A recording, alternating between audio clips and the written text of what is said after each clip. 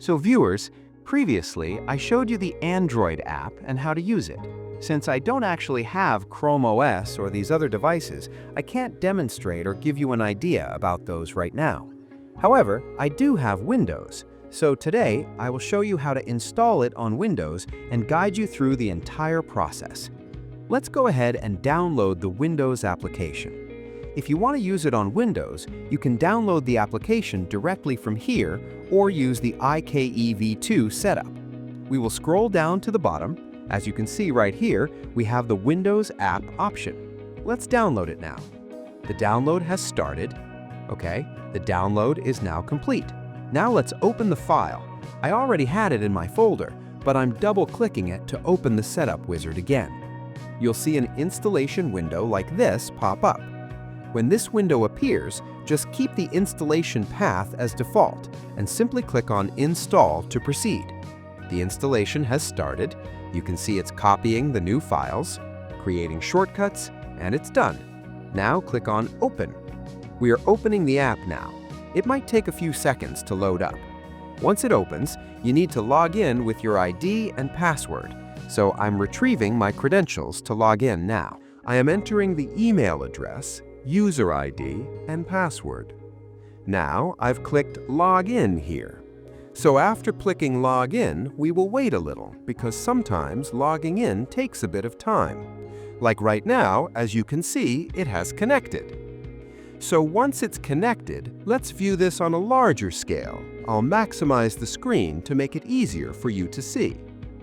Here you can see that a lot of countries are listed. There are some on this side. The more you rotate the map, there are plenty of countries. There is no shortage of countries. There isn't a single country that they haven't added here.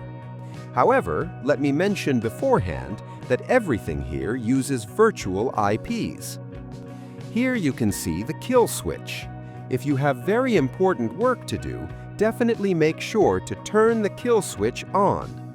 Turn the kill switch on. So from here, it currently shows not connected.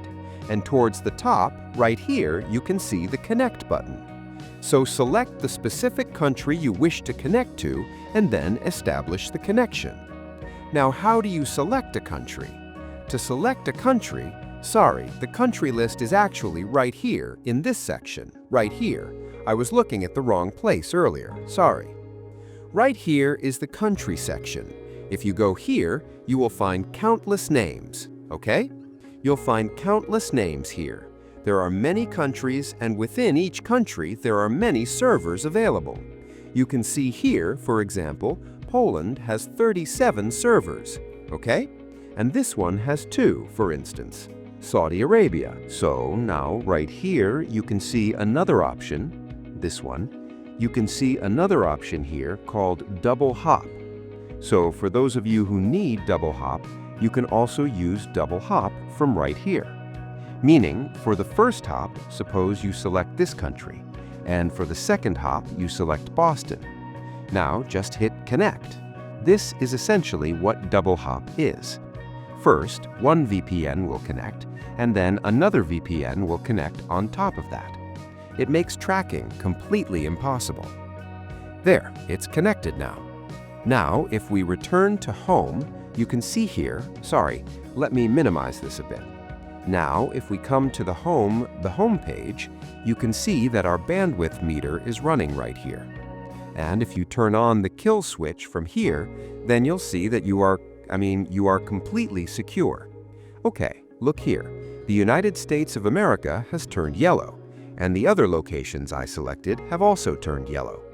So, let that run. In the meantime, let's do something else. Let's see what other options are available here. There's a link checker here. This means if you have any phishing link, or if someone shares a link with you, you can check from here if there are any problems with that link. So, after this, we're moving on to the next option. Next, we have the option to select which language the application will be in. This determines whether the application starts with Windows. If you want it to start automatically with Windows, then it will launch automatically along with Windows. If you don't want that and prefer to start it manually whenever you need it, then you should keep this turned off. And if you keep this setting like this, hide IPVanish on startup, it means after Windows opens, if you don't want any alerts to appear, just toggle the hide button. Here we have themes, light and dark. I personally prefer the dark one. So for notifications, once connection is established, if a connection is made, it will notify you on the right side. The next option involves the setting when the connection is manually disconnected. When a connection is manually disconnected, this feature will notify you. You should go ahead and turn this one on as well. Next comes the closing section. Here we have when show closing asks, along with some notification alerts. So from here, we are moving on to the next option, connection. Here you have the auto connect option in case you want your VPN to connect automatically. Then there is the kill switch, disable access to local network, VPN, and enhanced security features. There are actually many features available here. After that comes the most essential feature. If you look here, you have WireGuard, IPv2, OpenVPN, and you can also choose to scramble open from here. Whatever you require, or whichever protocol you feel is best for you, that is the connection you should use. Now, network security. If you go into network security, you see Auto Connect, App Launch, and quite a few other options. So from here, you can even connect your trusted Wi-Fi. There's absolutely no shortage of options here. You simply need to understand what you need and connect accordingly. Advanced protection. I showed you this feature on Android as well. It handles blocking ads, trackers, malware, and many other types of attacks or harmful sites where you might face issues. Enabling it from here ensures that these threats can no longer attack you. So this is a safety feature. Next, we will look at split tunneling. As I previously demonstrated on Android, this is split tunneling. If you wish, you can keep any app outside of the VPN connection. Suppose you want to keep WhatsApp outside of this tunnel, you can add it here. That way, when you're connecting or disconnecting, if you have an active call on WhatsApp or encounter an issue, it prevents the call from disconnecting. So on a PC, this is quite useful. So I'm adding these in. You should add whatever you need right here. Domains. If there is a specific domain that you want, meaning you want that specific domain to pass through this tunnel, or rather have it pass through your direct line, then you must add that application here. For example, if you add Firefox here, then even if, for any reason, you remain on the VPN, whatever browsing you do through Firefox will pass through your local IP. Here, there are many help options. There are some keyboard shortcuts, and you can perform diagnostics here. And from here, if there is an update, you can check the update option to see if any updates are available. Legal information is provided here, and here it shows your user ID, password, or rather your user account details. You can log out from here if you wish.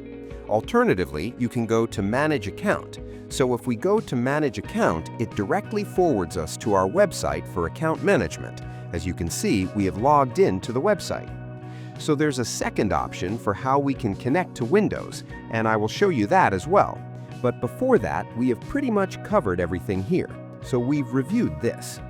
And on this channel, we will try to show you most of the countries listed here. We will attempt to present them to you in the form of episodes to show what kind of speeds exist in these countries. I will try to demonstrate to you in episodes what kind of speeds are being achieved in which countries. So before that, let's see how else we can connect to Windows apart from this. So from here, what we will do is go here and type VPN.